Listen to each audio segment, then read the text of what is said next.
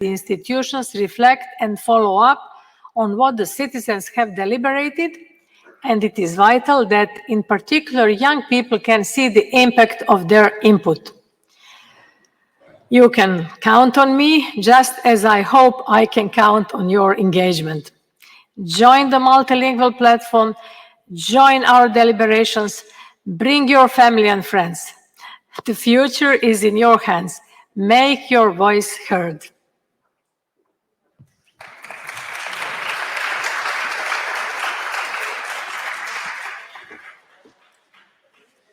Thank you to Dubravka Šuica for these words. She is the responsible EU Commissioner for the Conference on the Future of Europe. If you think about this fact, that what is this conference?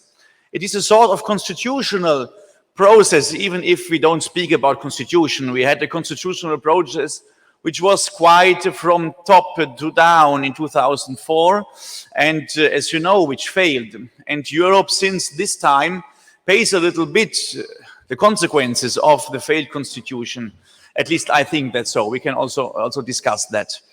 Now, the European process, the European integration process, and also European politics got a little bit, they didn't go so far ahead. Europe ran into other crises. There was not only the financial crisis or the migration crisis, there was also the crisis about Brexit. There was the crisis even, COVID, of course, but this was more an external motivation for a crisis. But not even the idea to propose a leader candidate, a front runner of European parties, to make the European process more politic, to get the people warmer for a European democracy, for a European-wide democracy.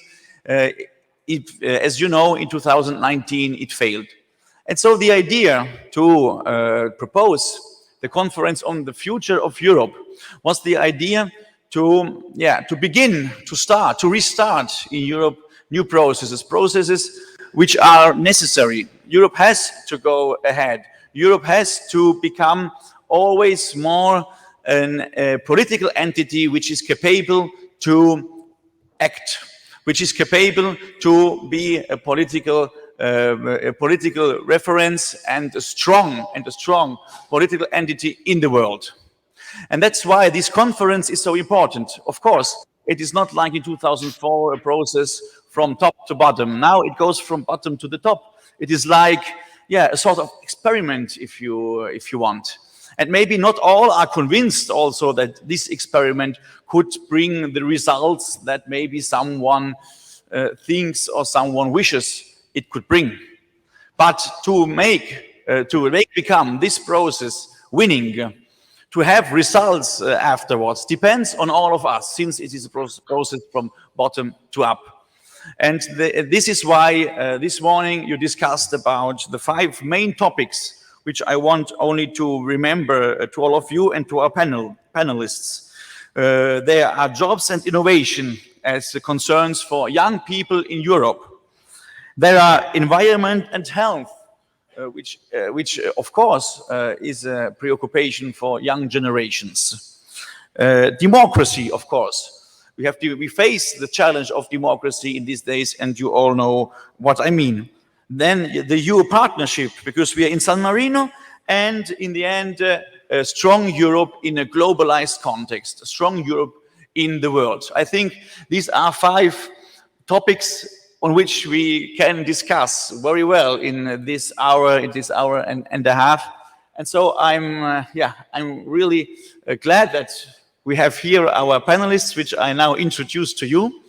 Luca Beccari, I said it before, he is Minister for Foreign Affairs of the Republic of San Marino. Then Nino Galetti. Nino Galetti is the director of the office Konrad Adenauer in Rome. You know, Konrad Adenauer has offices in all of the world.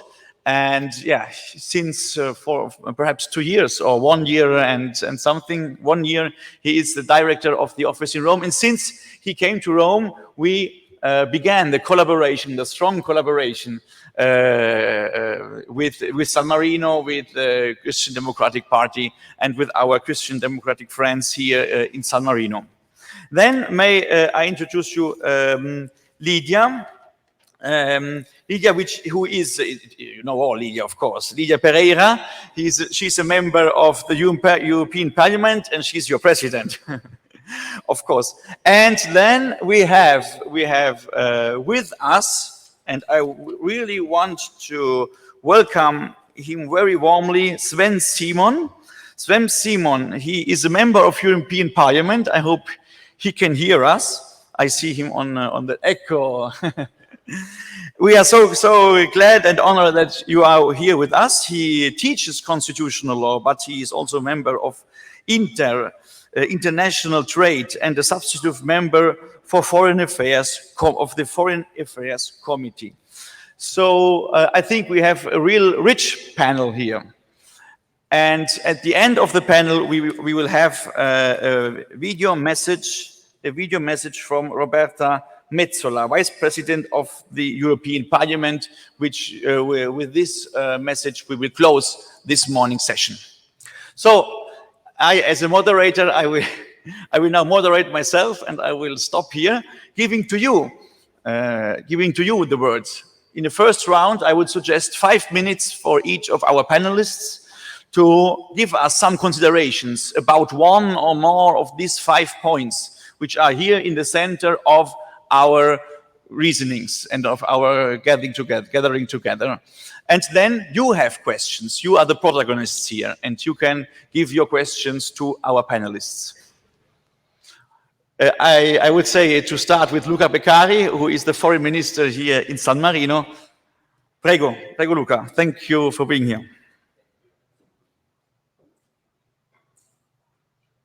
Thank you very much. I don't know if you heard me.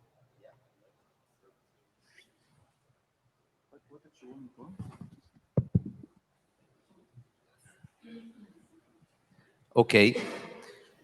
Oh, thank you. Thank you very much, and good morning to everybody, and welcome again in San Marino. It's a great honor to have the opportunity to share some point of view with you on a perspective that is the perspective of a small country that is not a member state of the European Union, but is an enclave inside the European Union that share a lot of values and principles with the member state, and is probably the oldest democracy and in the form of the republic in the continental European area.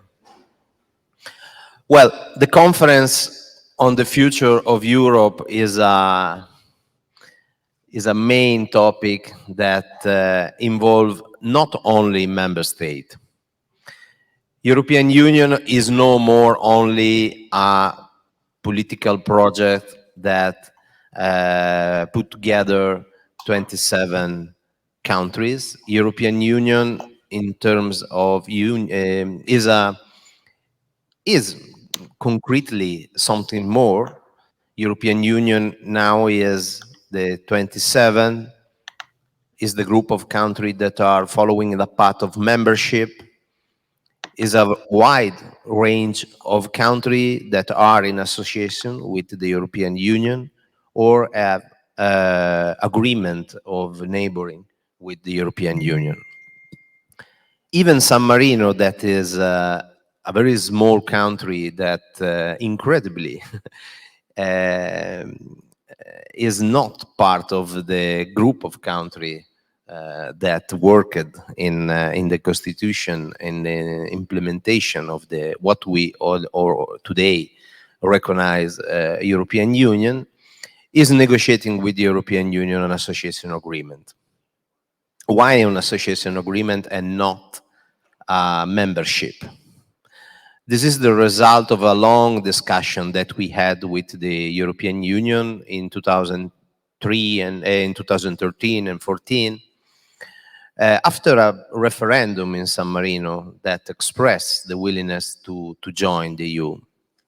even if without reach the minimal quorum. Because microstate like San Marino, Monaco, Andorra have a sort of limit in terms of membership, because representative capacity to express people in all the European bodies are limited, and difference even in terms of economic parameter are too big. But European Union and the Commission recognized in 2014 the need to integrate the 3 microstates in the single European market. And the association agreement is a great opportunity to be integrated, to be part of the mechanism, even if without being a member state or have a full membership. That sounds like a sort of approach, very economic. But we see every day that on the political level, and the issue is the future of Europe and the European Union in political terms, is becoming every day more relevant. The European Union start from the vision and from the idea of 3 great men that recognize the need to put all the strain, all the characteristic of European countries together in order to face what after the Second World War were the main challenge: grow, develop, and peace. Then we had maybe 20 years of a sort of still situation, and then the European Union became a reality, but based on economic integration. Now probably the future of the European Union is in order to complete the political integration, in order to make one voice in Europe in terms of political idea, political view, and role in the international context. And it is not easy, of course. Maybe it's more easy find some benchmark or find some parameter to say how debt is sustainable, how unemployment is under management level, is very different and is very difficult reach a single view when you have so different people be part of this initiative. But I think, and I go to my first conclusion, but I think that this role could play only now from the generation that are born and rise in the European context and in the European Union context. Was probably impossible 20 years, 30 years ago do this step, but now that there is a legal framework, that there is an economic integration, that there is a position in the global context, next generation, present generation are the people that can do this step forward and make European Union not only a vision, but a concrete political union of country. Thank you. Thank you, Luca Beccari. We are aware, we are conscious about the responsibility we have, but we know it is not easy. Thank you so much. Nino Galetti, a German voice who lives in Italy and who represents the Konrad Adenauer Foundation. Please. Thank you so much, Markus. So as a German, I'm living in Rome, but before I lived for 5 years in France, I was the director of the foundation of the foundation's office in Paris. And so I observed very clearly, very good, the grand débat, the great debate, which were imposed by President Macron. As you might know, the grand débat is just an example for the conference on the future of Europe. So I want just to tell you some experiences with this grand débat in France. The grand débat was coming out of the Yellow Vest movement, as President Macron saw that these protesters were still there after half a year of protest. So he had to react in some kind. And so he analyzed that maybe he should ask people what they want that politicians are doing. And now you have to know the culture, the political culture in France, which is a little bit, well, like a pyramid. So you have the president on top, and you have the fact that people who want to make propositions, they don't have anyone who is responding to that. So this was a possibility for French people to participate in politics, and the outreach was really very, very big. So 500,000 people, 500,000 participated in this grand débat, and there were more than 2 million propositions made. That's a lot if you think that France has about 65 million inhabitants. So people saw a need to discuss with politicians. People saw a need to make propositions and to make a contribution to politics. And they wanted really to have this opportunity to participate. In all reunions, there were about 200, 300, 400 people in rooms as big like this one. It was before the pandemic. And these reunions lasted about 2, 3, 4 hours. The longest one, 8 hours. 8 hours in presence of the president. And it was really appreciated that President Macron, during these 8 hours, wasn't going to toilet. He was still in the room during 8 hours. And also Marine Le Pen said, wow, that must be really an effort. Well, people made contributions, people make propositions, and there was a secretary who was writing this down on the screen, like this one here. And so there were many propositions made. And just to give you an example, which were the propositions. The propositions were very concrete. So people in Paris proposed that the metro should work during all the night and not end up at midnight. People gave the contribution or the proposition to enlarge the pavements, because often in Paris they are very, very small. So 2 people can't go side by side. It was very concrete, and I asked people, why don't you give this contribution, this idea to your mayor or to your deputy? And they told me, well, I try to, but I never get a response. So that's also a problem of political culture in France. That's not our topic today. But if you want to make people participating at these conferences on the future of Europe, I think, and it's my proposition to you, you have to make it, the more concrete you make it, the better it is. So ask people what they want to, or how they want to change Europe in concrete. If you ask people today, what is Europe for them?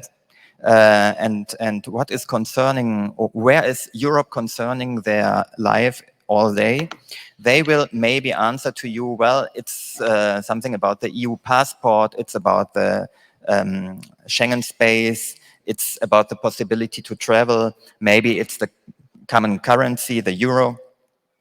But all this is about 20 years old, maybe also 30 years old.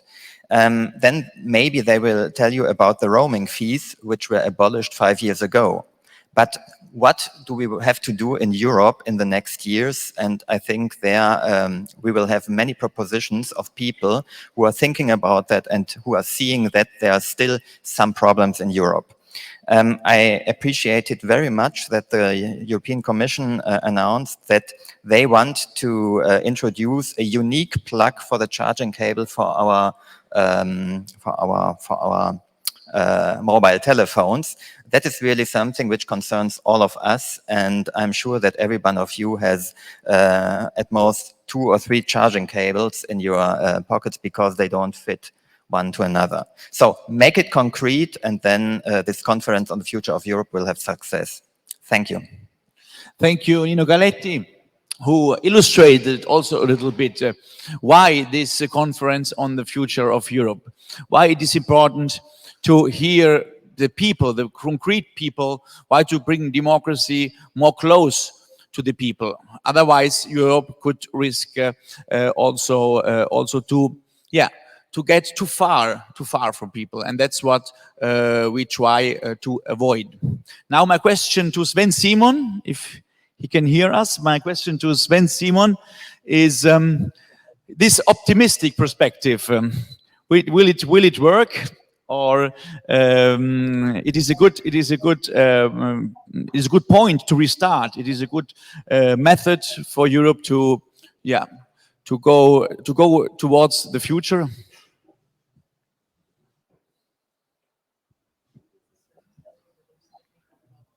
Oh. Yeah, I think you all can see that.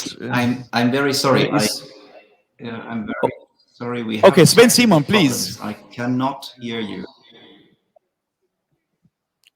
Oh, he cannot hear us. Now you can hear us. I'm supposed to give my opening. Yes, it's slightly better now. Could you repeat your question? Technical problems. Yeah, no.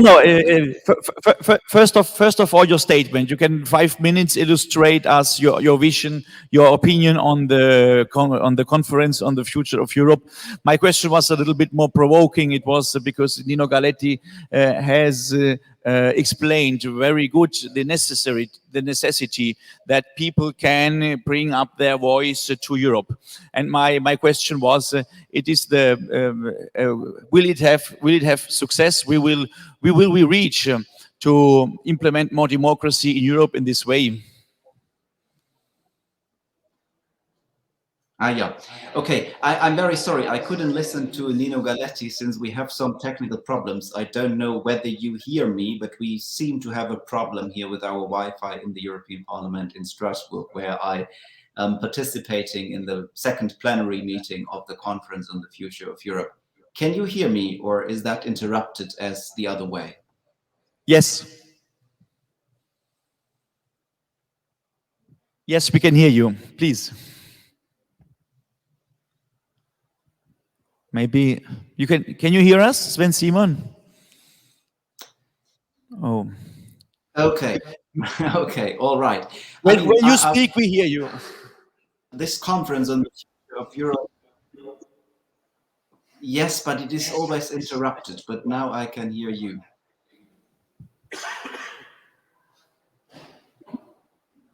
Okay, all right, perfect. Lydia is just texting me that you can hear me. That's at least in this direction it works. Yeah, I was saying that the Conference on the Future of Europe, in my opinion, comes at a critical moment in the history of our union. The European Union is still ranks among the largest single markets in the world. It has considerable political weight. Our values of individual freedom, the rule of law, that we can enforce our individual freedoms in front of a court, and also democracy continue to be attractive. But our European model of governance is no longer unchallenged. Emerging powers are claiming economic and political influence, and China in particular is competing with the West, with us, in our promise of prosperity. At the same time, the European Union has been suffering from, I think you mentioned that, multiple crises. We have seen over the past decade a financial crisis, a debt crisis, a migration crisis, Brexit, and now the pandemic.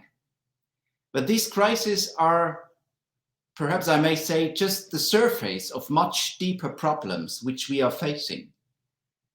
in many situations, citizens are expecting more from the European Union than the current framework of treaties enables it to do. It has led to disappointed expectations. And I strongly believe that we need to align the EU's competencies with citizens' expectations. In my opinion, there is a lack of focus on the essentials of European integration. On those policy fields where the surplus value of a united Europe is visible for all, we should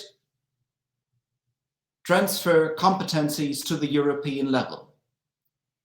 When we speak about foreign policy, security policy, the common market, when we speak about trade and investment, when we speak about energy and fighting climate change, when we speak about security and defense, when we speak about the digital transformation, innovation, research, and those topics, we must strengthen the European Union, and we must organize the European Union that Europeans are capable to act on a global level. In contrast with the individual nation states, membership of the European Union is seen today by many citizens not as an end in itself, but is subject to a cost and benefit analysis. And this analysis, as Brexit has shown, is not necessarily based on rational choice, but it remains a reality nonetheless that pro-Europeans need to face. And therefore, the European Union needs to demonstrate this surplus value gained from membership more clearly in order to further develop and ultimately survive. I am just coming from a meeting with Manfred Weber and Guy Verhofstadt where we were negotiating on the new electoral law. So when we speak, and I think we will speak about democracy, in my opinion, when we want to really establish a political union, we need to make visible fight. I don't know whether you can still hear me? Yeah, now, yeah. It was a little bit interrupted for a second. Now we can hear you. Okay. I mean, what I want to say is that the guiding question, what we should face or what we should discuss during this conference is why Europeans need the European Union in the 21st century. And they need it to assert themselves in a world of unilaterally acting superpowers with which no European state can compete alone. And for that reason, in the first step during this conference, we should define those global challenges which cannot be tackled individually by member states, but require a coordinated approach. The European Union's instruments then need to be adapted accordingly in order to widen the institution's scope of action in the respective policy areas. And also, that is what I wanted to say before we have been interrupted, that the European Parliament needs to be the platform, and we need to create a platform in the plenary, in the hemicycle, to have a public debate, a European-wide debate on issues where people realize here's the minority, here's the majority, and why decisions are taken. So in that way, I think we should develop our European Union.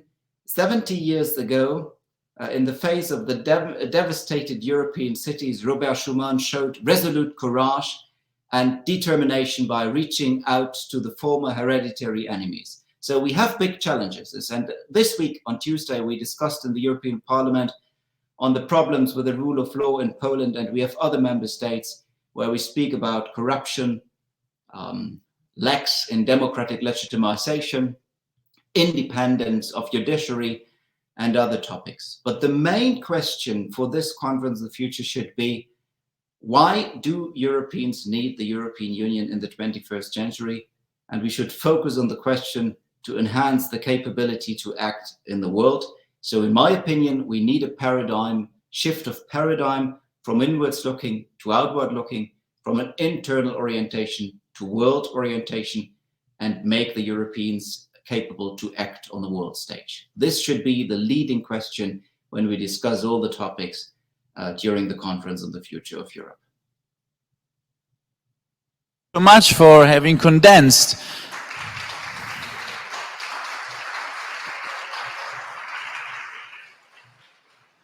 You see that your message arrived here. Nevertheless, the technical problems, the message arrived, and thank you for condensating the problematic in the central questions, and to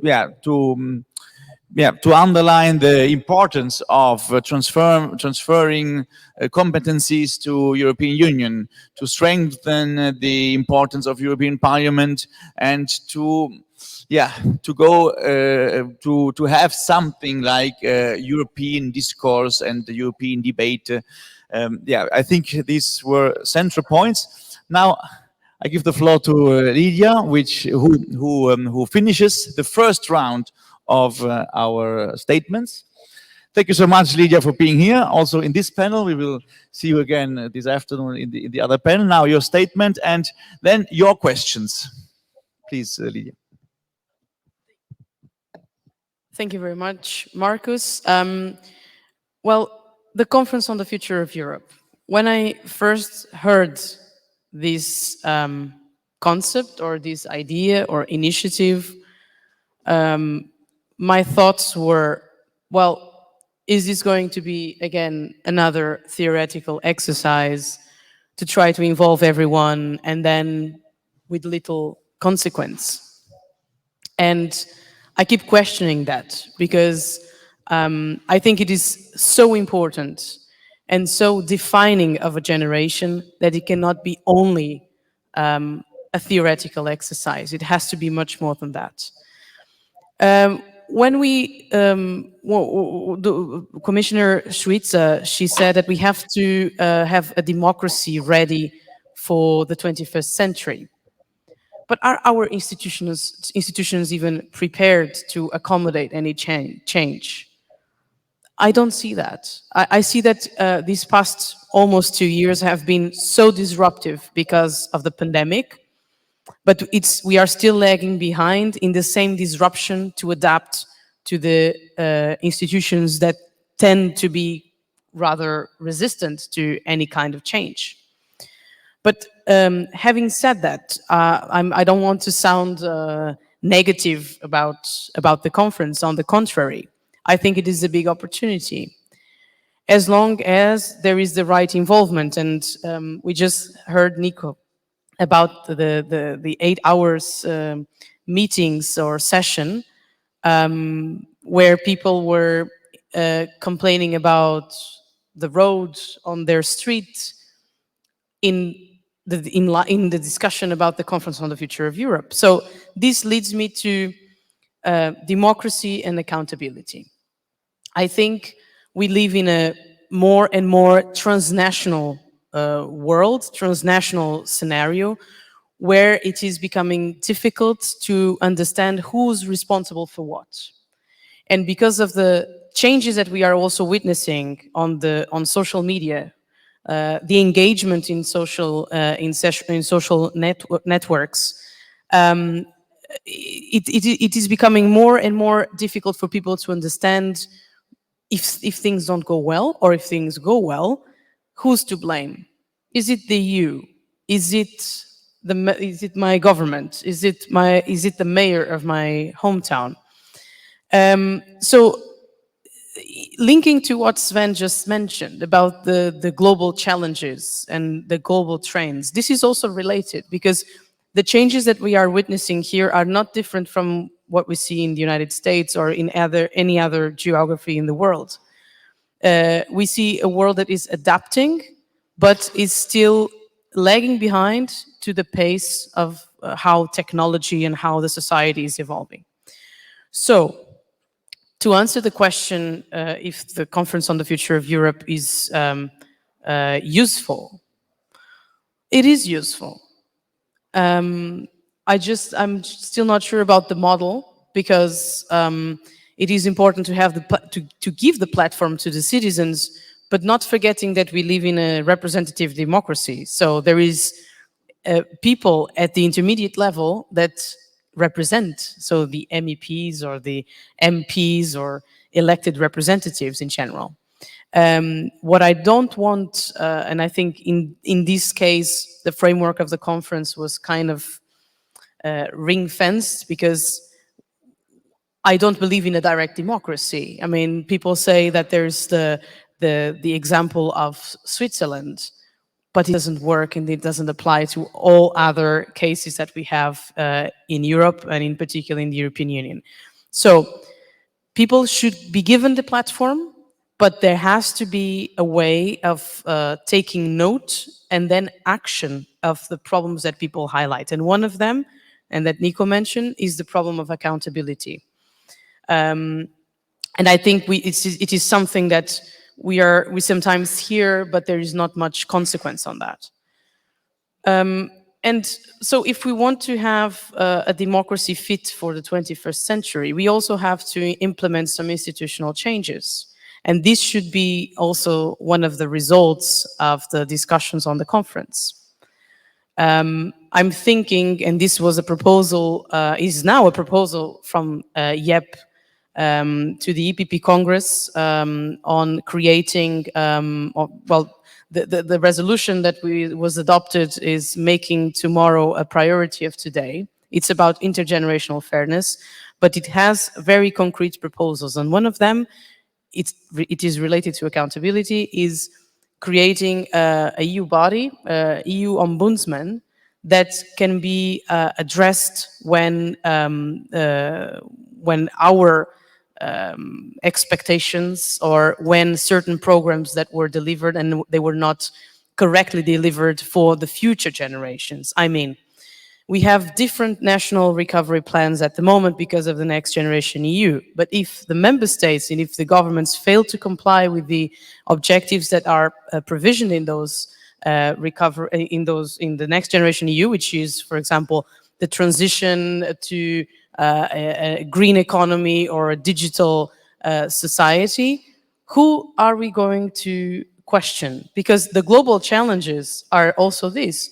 Who's going to be the most prepared geographic bloc in the world? Who's going to be the most skilled geographic bloc in the world? Because it's through the qualified jobs that countries are going to make a difference. So if we fail to comply with this will be a lost generation. And I think people should be held accountable for. So you see, I identify the problem of the difficulty in understanding the transnational governance that we are going towards. There is the problem of accountability. There is the problem of being heard, and there is the problem of delivering. So next year, the Commission adopted the European Youth Year. When we talk about the youth, we present loads of suggestions, of proposals. But sometimes I feel, and being a young politician, sometimes I feel it is a bit decorative, you know? It's just a piece of, it's something that is pretty to say, like, we care about the future. We care about the youth.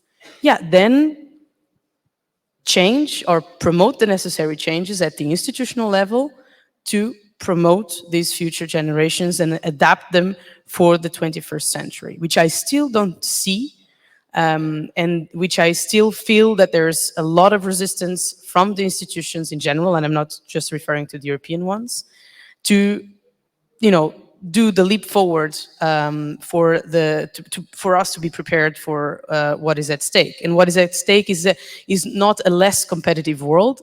On the contrary, with all the geographical pressure that is coming from different sides of the world, and we don't have one voice in the world. And I think what we have witnessed in the past months with Afghanistan and all the other cases, it puts a question mark on what is actually the future of Europe. Thank you. Thank you. While you, during your considerations, I thought, yeah, it is opportunity to give voice to young people, and in this way also to combat populism in a certain way. And I think this is also in Europe, and for the discussion on democracy in Europe, a very important theme. And as we saw in German elections, young people search for a way to express their preoccupations, express their interests, which in the last election in Germany was the interest in a green and digital transformation of society. And the result of the elections shows us that young people search for their ways. So from European People Party, from the Christian Democrats, it is very useful to have this conference, and because we give opportunity to young people to articulate these dimensions in the horizon of Christian democracy. Thank you so much, Lydia. Now we have half an hour, more or less, of time for your questions. Questions that I see already some hands raised for doing questions, which can you put to our panel, and then we have some answers of our panelists. Please. Thank you very much, dear members here. My name is Falah. I am from the Kurdistan region of Iraq, the president of Kurdish Youth Congress. This is a very great opportunity, as I am not European citizen, but I'm here as a observer member in this organization. From here, I could understand how important to have observer members from other countries. It shouldn't be always European, because there is loads of common stuff between us and between European friends. In this panel, which is the most important part, I think it's for future of Europe, it's safety. So if you look at the situation in Iraq, in Syria, and nowadays, as already Lydia mentioned little about Afghanistan, this is one of the main problems Europe will face it all the time nowadays.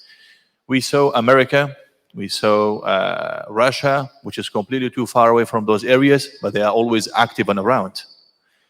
But European countries and European, I could say, foreign relations or defense or anything belong to supporting and destroying the ideology of ISIS or Islamic states, it's completely far away from those areas.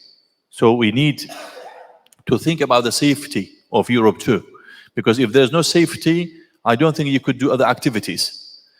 And then we understand Afghanistan situation now, it makes more problem, because who's going to face the problem of immigrations, or who's going to face the problem of terror attacks? The most closest area is Europe. So I hope take some action from this. I have few, I could say, notes to His Excellency the Minister of Foreign Affairs, as he could be in foreign relations or in the meetings or the members of European Parliament. We need an activity between the foreign relations and Middle East, or those areas who are facing this problem. We need more support and more activity in this area. And we need defense support, military support in somehow, because if we don't have a support from you, we can't fight always ourselves. Some areas, they will not give us a chance to have a military hands and to protect ourselves. The other part, which is the ideology, because an organization like CAS or other organization can be very active in those areas, because when ISIS left the area, there's still ideology left in the country. So this ideology, if you don't sort it out, if you don't be active and don't work on it, in the future, I believe is going to face European a big problem. So I hope we think about the safety of Europe before everything. Thank you. Maybe who wants to answer? Briefly, of course. Very, very brief, because there are many questions. No, safety is I think is an issue very important and very top on the list of the intervention for the future. Unfortunately, we are living years that are very different respect 20 or 30 years ago. I'm born and raised during the Cold War. The World War was divided into blocks, but it's funny that in that period, conflicts and wars were less than now. We live the multilateral environment like UN, Council of Europe, and we see an increasing use of the Marsh statement, non-paper, declaration, that are showing that the world is dividing itself, no more in 2 blocks, but maybe in 3, 4 blocks now, with a group of emerging countries very strong in terms of numbers, in terms of potential economic, and not only economic, but even military power. I think that the safety of Europe is a problem that we cannot face with the old model, because a conflict in Afghanistan or a conflict in an area different from Europe have a direct consequence, even in Europe, like for migration, but not only terrorism, economically.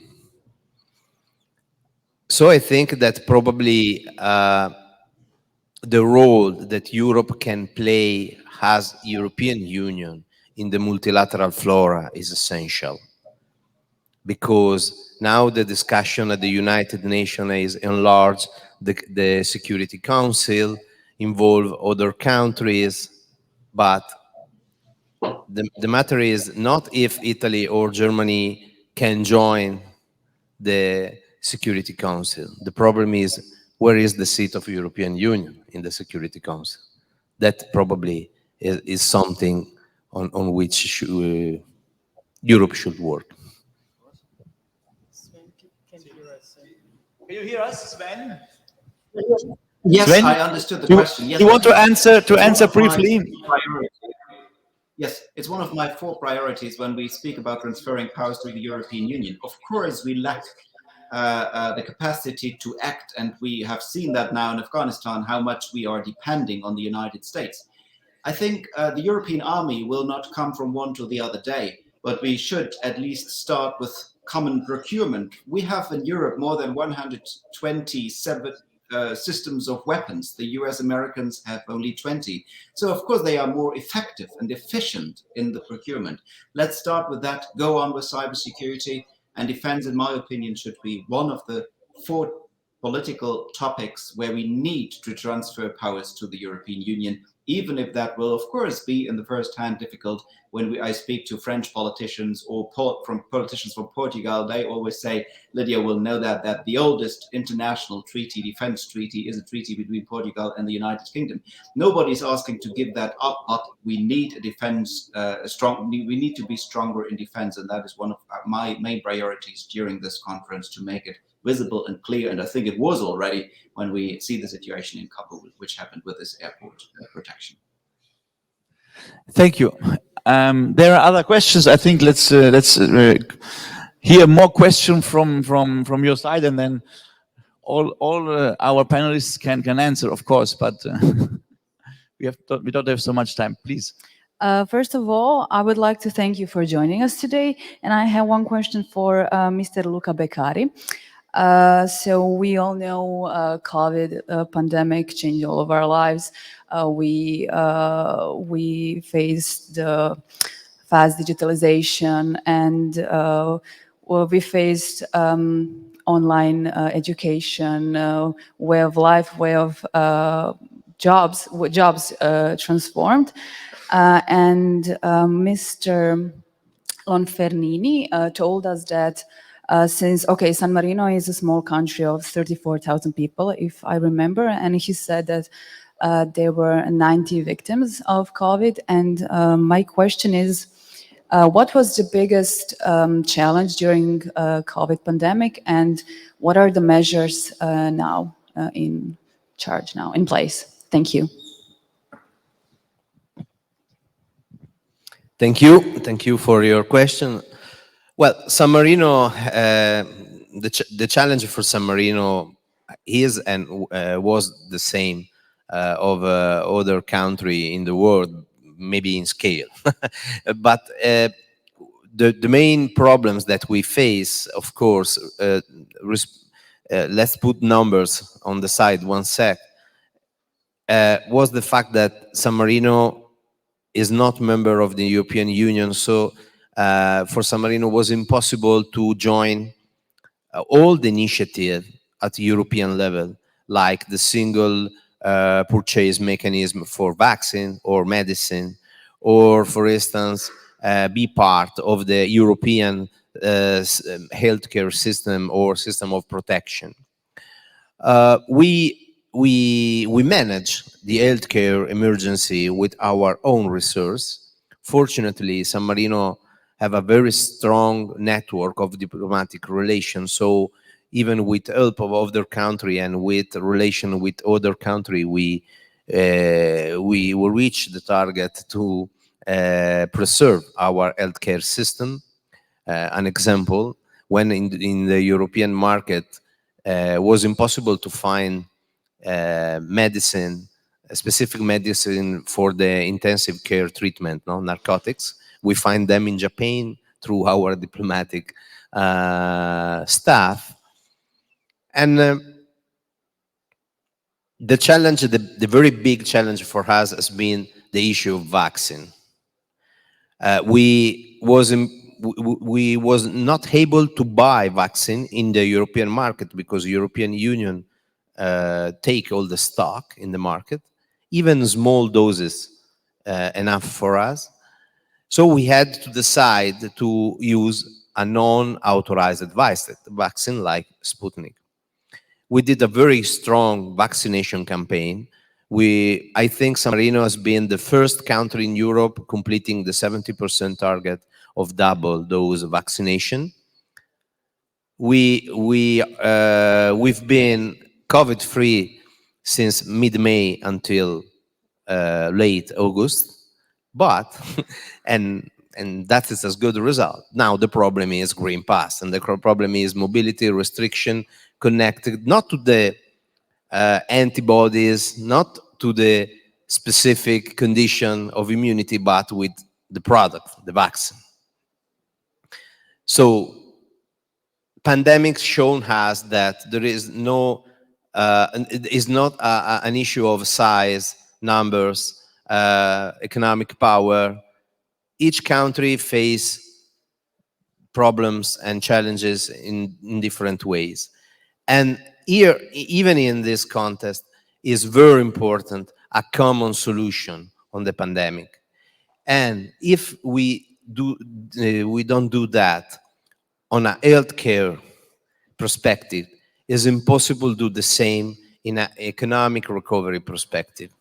Because if the recovery from the COVID, the economic recovery from the COVID will be in the same way, with different speed, with different measures, distance that we had in 2019, in 2024 probably will be bigger.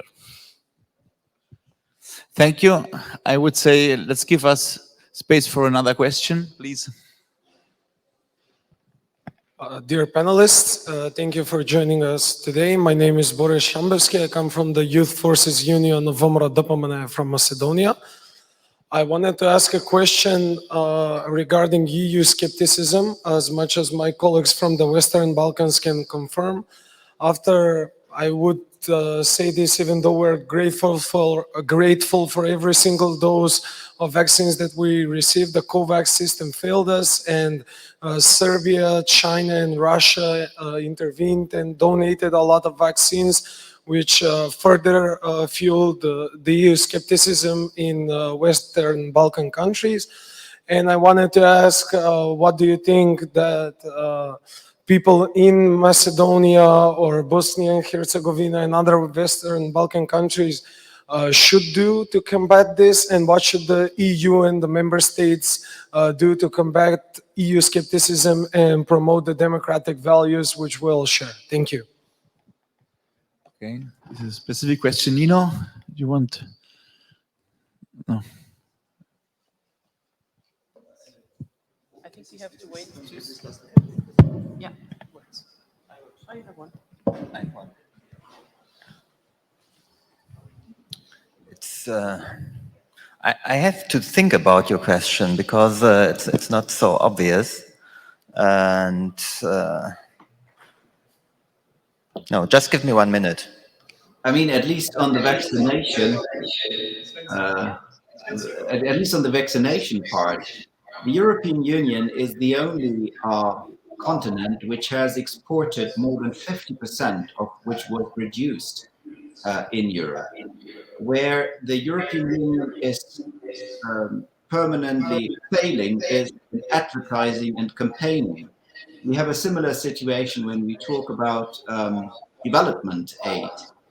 The European member states and the European Union are doing most funding, but we are very bad in campaigning. So, for example, when we talk about vaccination, there should be, of course, the EU flag on each delivery. And yeah, the other question, I agree with Nino. I mean, it's more difficult, but education is usually the key to convince people that in the end, liberal democracy is the system which we are most convinced of. And then, of course, we have to be a good example in Europe, living that and enjoying that. Otherwise, the authoritarian regimes will in the end succeed. And in the moment, what the European Union and the Balkans is concerned, I think we have to be fair and credible in the negotiations with those countries who would like to join the European Union. If they have the feeling that the offer is not credible and we are not fair in negotiating, then we will lose them.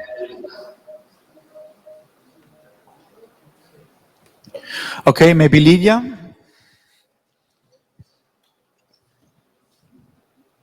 Do you want to take this? Now I think it's working. We have to wait 2 seconds, I was told. I asked to comment on this because 1 year ago I was saying something like the EU doesn't make sufficient propaganda on its successes. And what Sven just said about the EU being the main exporter of vaccines throughout this whole crisis until now, it's barely known in worldwide. But I remember seeing in all the news, in newspapers, the deliveries from China of masks to EU member states. But the contrary didn't happen when the EU used the EU civil protection mechanism to gather material to give to the member states most in need because of the shortage of the medical equipment, of the masks, of ventilators, and so on. So there is a misperception of the success of Europe in this process. And I think on this, a little propaganda from the EU wouldn't hurt, and it would create some more positive sentiment about what the EU has been doing, supporting third countries. And I also reckon, and I had a meeting this week with the ambassador to New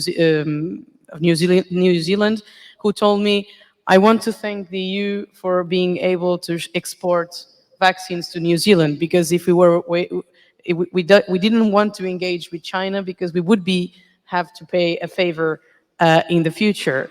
So we did something good, but unfortunately is perceived by the public as very little, and I think it is a pity that we don't have a better communication inside the EU and outside to the world.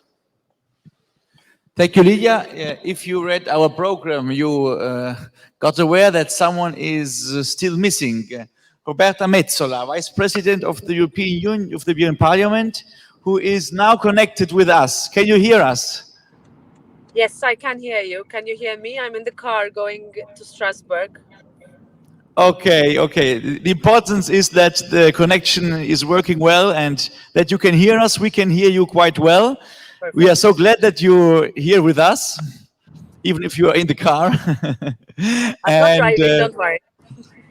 And so, yes, please, we are here talking about the Council of the Future of Europe, and yeah, the YEP Council is here to reason of the future. The floor is yours, Roberta. Thank you. Thank you so much. Thank you for giving me the opportunity to have a glimpse into a YEP council. I have been to so many in my life, and it's really nice to, first of all, to listen to you, and also to see that a lot of the questions that you have posed today, of course, with the slant on the pandemic, are similar to the ones that we used to mention a few years ago when we were the so-called future politicians and hated being called future politicians because we wanted to be known as the politicians of the time. And this is a direct message to Lydia, who is a great colleague and an excellent leader. And she's really, what she has just said, together with Sven, I would fully subscribe to. Few thoughts from my end on my way now going to the second plenary of the Conference on the Future of Europe is where are we going and how have we gotten here? It looks from the outside as quite, I think, messy, a lot of meetings upon a lot of meetings. And I want to be part of a discussion whereby we actually come back with some substance at the end of this process. Some ask, do we need to change the treaty?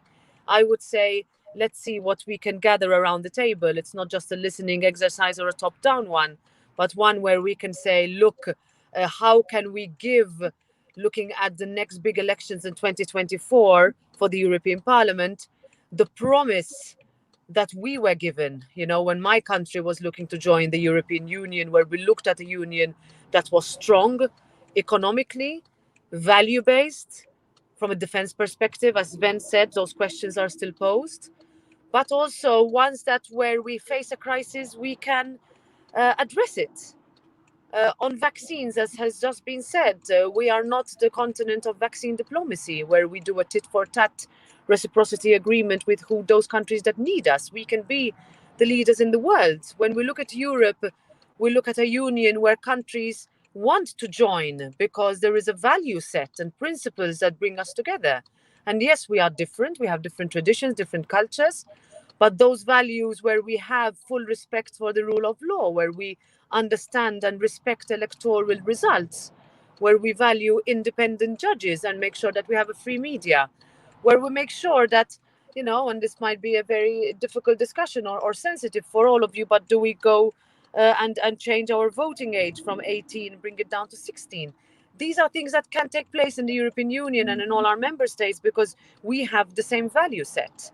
And I look forward to the next few months of looking very much into that and then looking then at how it happens in practice. Does the European Parliament work? Are the majorities that are being formed pro-European, centrist, future-oriented? When we look at the Council, what happened last night, hours and hours of unclear discussions, when the whole world is looking for that promise, that solution to an ever-growing energy prices. Is the solution to that putting away the Green Deal legislation on the table? Some countries are saying that. Others are saying actually the Green Deal and its initiatives are the solution to making sure that we have diversify our energy mix in different countries, especially for those who are extremely dependent on volatile, politically, I can say, dangerous and unreliable neighbors.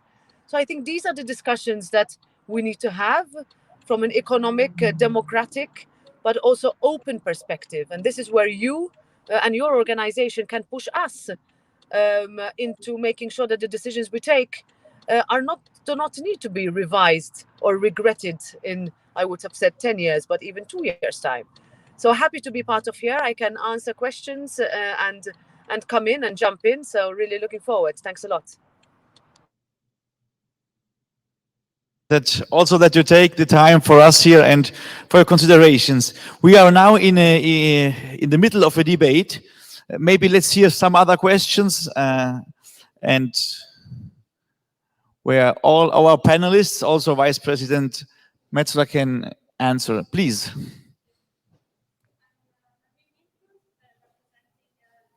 The microphone.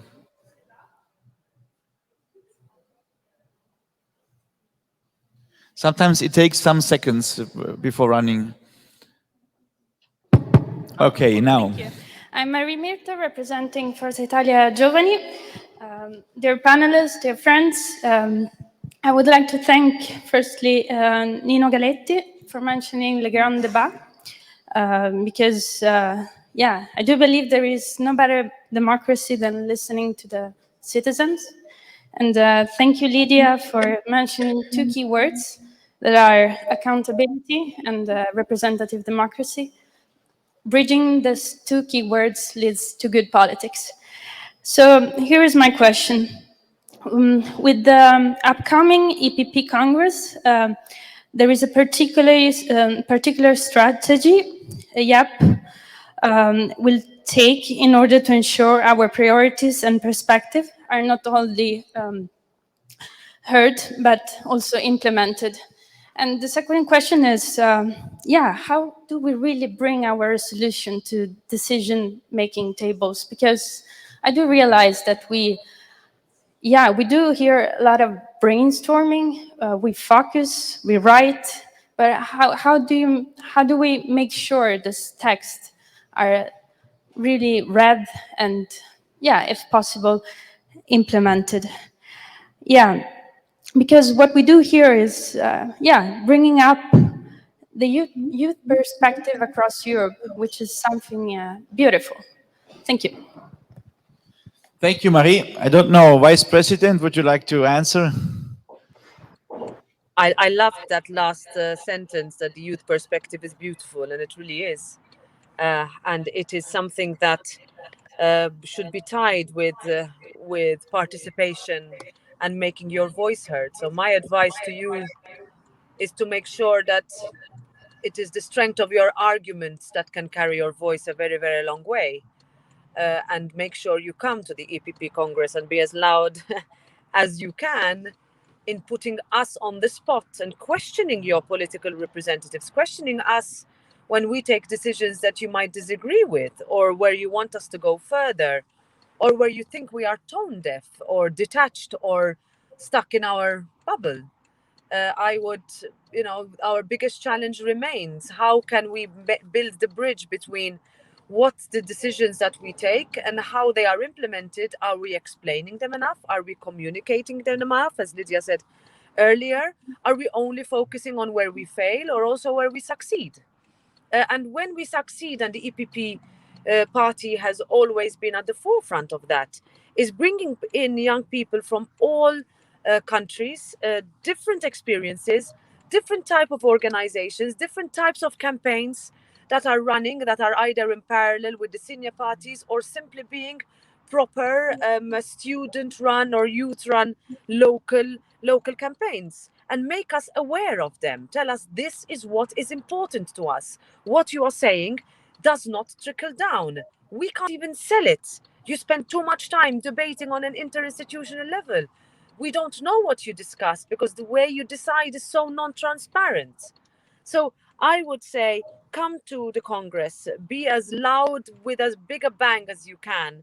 It is a good Congress because it is not an elective one, which means that we have a lot of time to discuss policy, content, electoral programs. How do we win elections? How do we make sure that more young people get into politics? How do we make sure that more women run for elections and then get elected, so that we don't only talk about gender equality or parity in the private sector? Are we giving enough of a good example? Are we socially making sure that we are, and this perhaps is an appeal for me to you, to focus, for example, on the post-pandemic situation, where you have poverty, loneliness, exclusion, mental health that has been very much pushed, at least in the few countries I have been in, by the young people, and said, we have been alone for 2 years in front of a computer. We have lost a big chunk of our youth, years that we might never get back. How are we going to make sure that economically we are cared for and socially we are covered? So I would also appeal that you sort of push us if you think that we're not responding to your concerns enough at all levels and in all situations.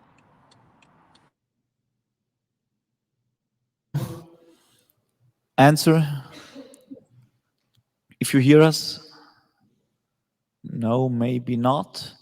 So I give the question to our panel, to our panelists here in presence. Someone wants to answer. Yes, it's working. No, well, much of what Roberta said is what is going. It has to be our attitude towards another defining moment for our party.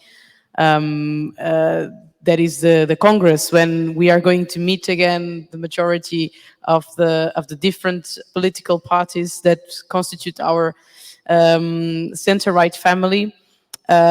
In such in a moment that we are, starting recovering from the period of the pandemic, what you and what the EPP can expect from YEP is we are going to be loud. We want to bring.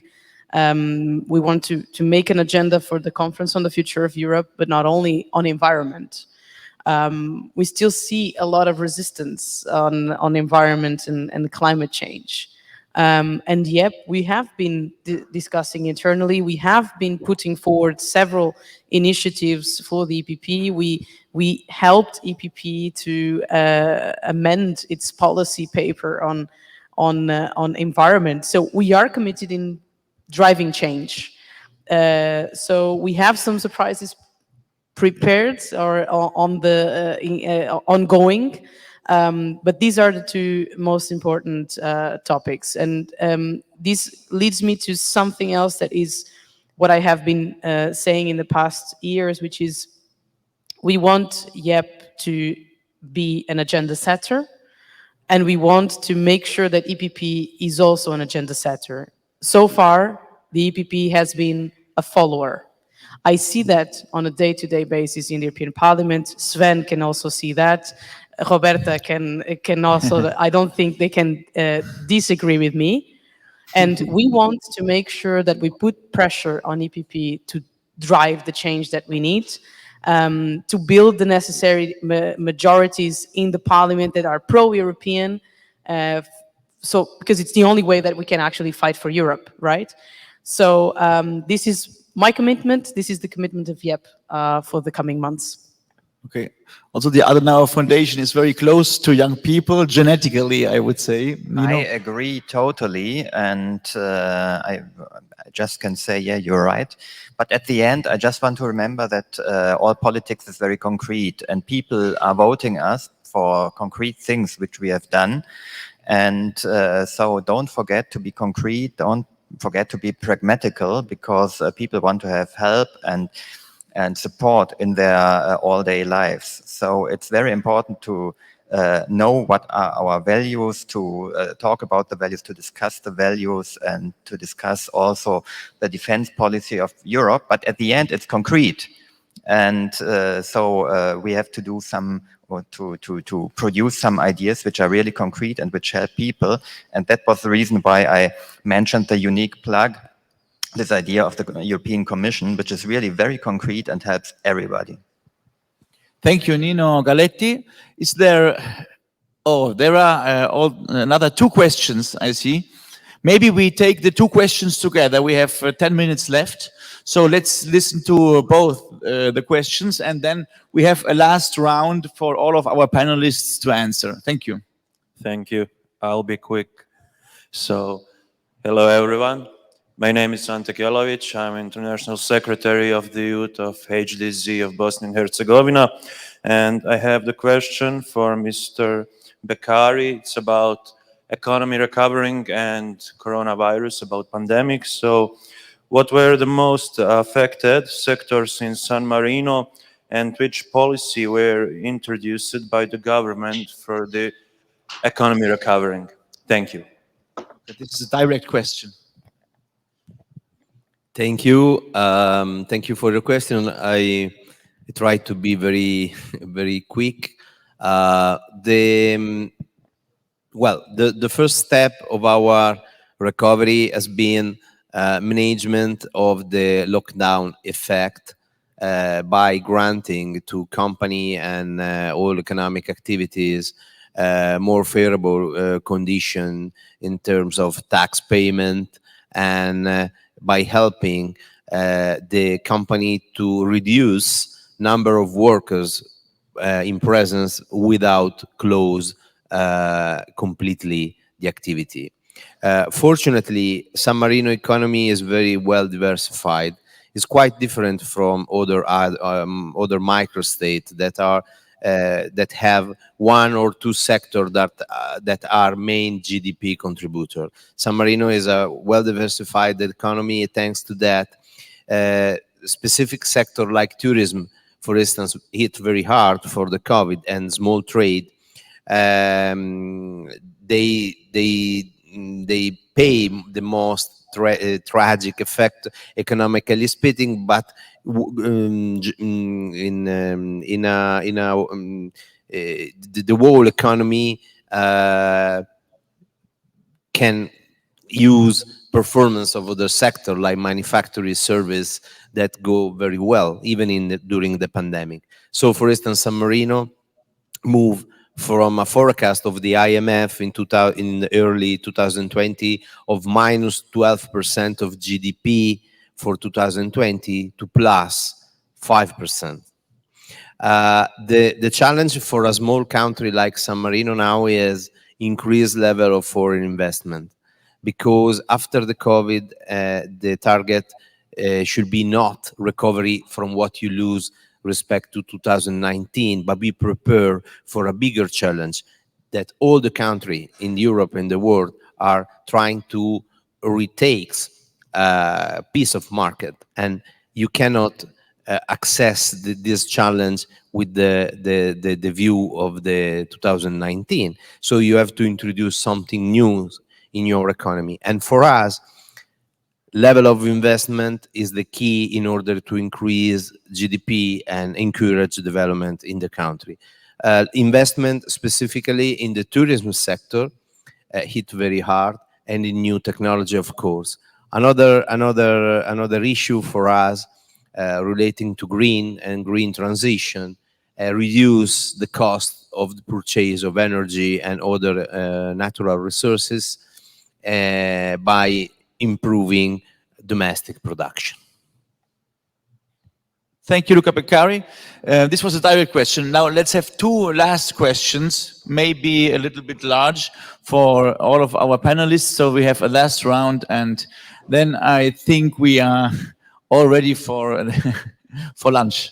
Please. Thank you. I have a question just for in general then, but specifically was for Mr. Simon. The goal was of the conference of the Europe on the future of Europe was to strengthen Europeans and their ability to act on the global stage and to change the way that the European institutions work. But I was wondering, for the panelists and especially for the three MEPs, what do you concretely want to change in the European Union, and what institutions would you like to see develop in the future? Thank you. Second.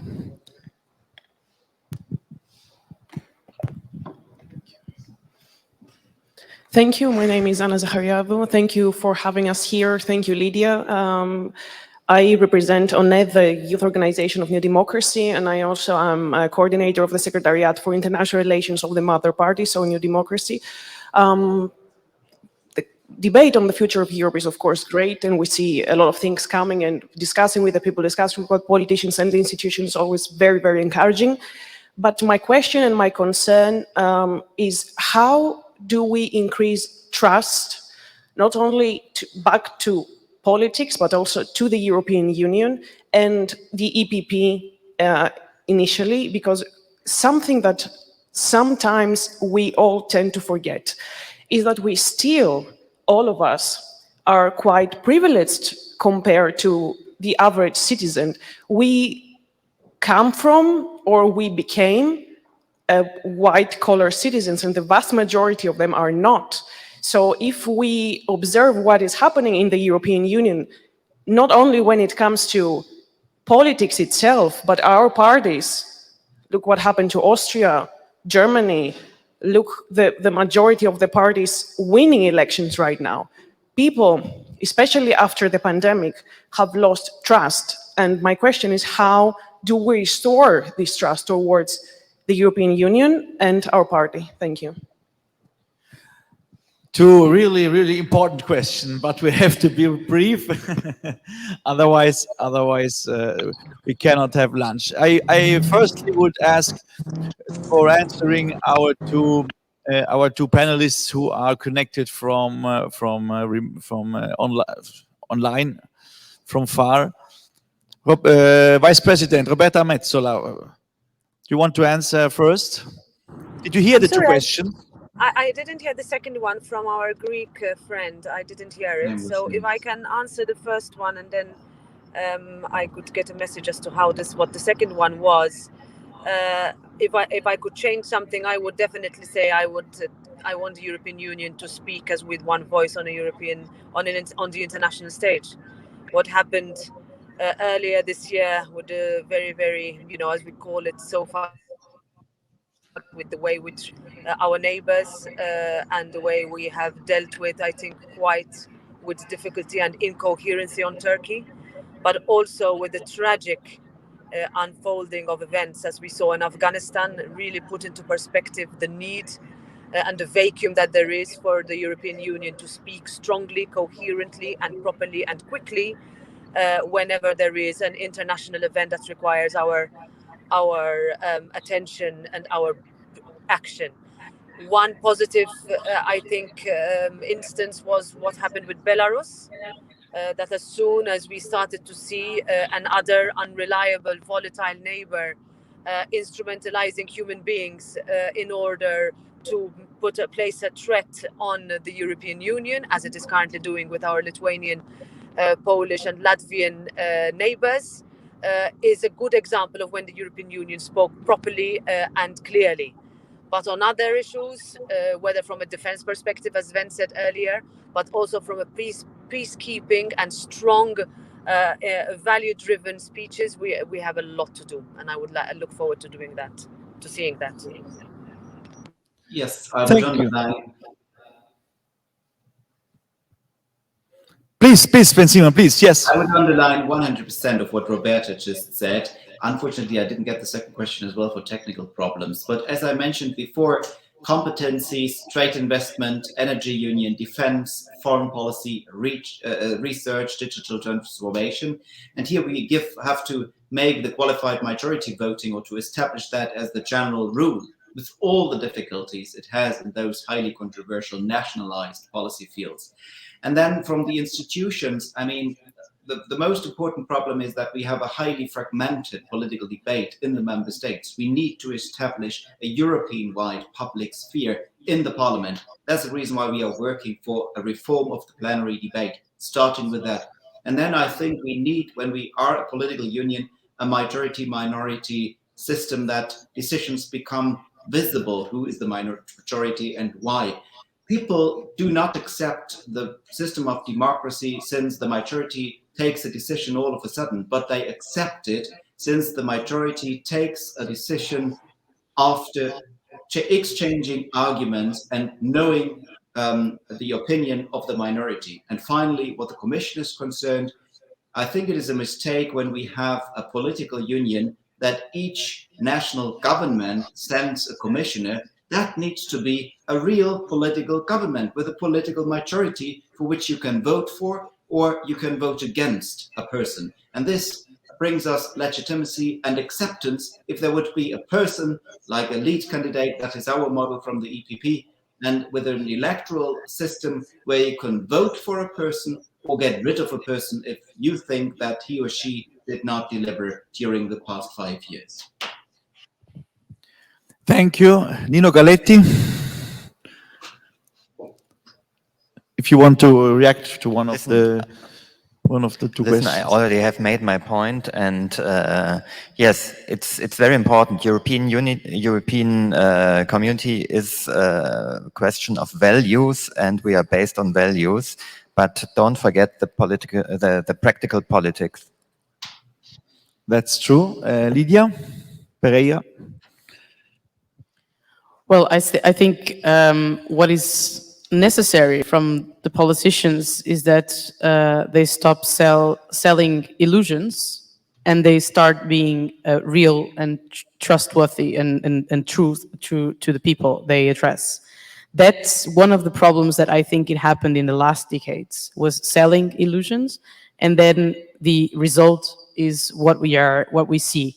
So to regain trust, there has to be a new contract of the politicians with its voters, with the people, so the people can again trust who they are voting and what they can expect. So this leads me to accountability, which I think it's quite fragile and vulnerable at the moment. Thank you. Luca Beccari for last. Oh, no problem. No, I share the view of the colleagues of the panel. Concrete intervention and concrete plan of action are the key in order to gain trust. And because is no more time for act of faith. It's important that new generation that will have the leading role of Europe in the next future can see concrete step and concrete intervention in order to solve criticism and in order to face the challenges that we have in front of us. There are no other ways.